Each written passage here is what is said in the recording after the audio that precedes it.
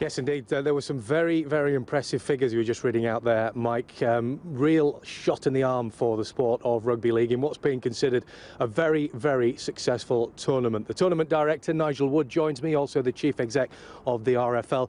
Nigel, I guess you guys must be very, very pleased with how things have gone.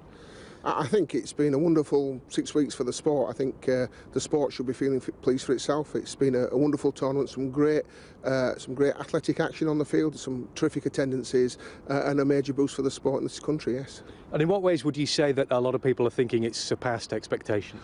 I think on any of the criteria you look at, the number of people who've watched it, who've turned up, the excitement, the profile, the visibility, some of our commercial engagement, and just the enjoyment that people have derived from it, some of the community work that's gone on around some of these games in the venues, particularly around the north. Some of the venues that don't ordinarily attract international rugby league have had a real celebration of our sport.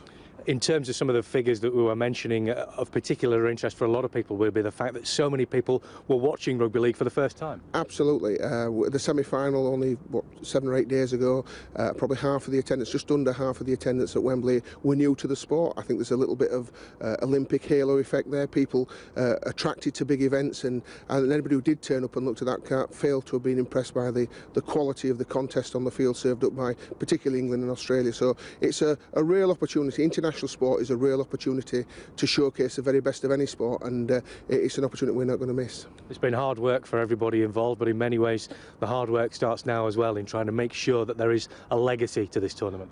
That's absolutely right. There's a lot of good reasons to stage world-class events. Some of that is for the benefit of the international game, because we're putting money into their coffers so they can continue their development work. But it's really about what we can do to light the blue touch paper for this sport domestically, and staging a world-class international game does just that. So whether it's viewers who are going to watch the Super League next season, or whether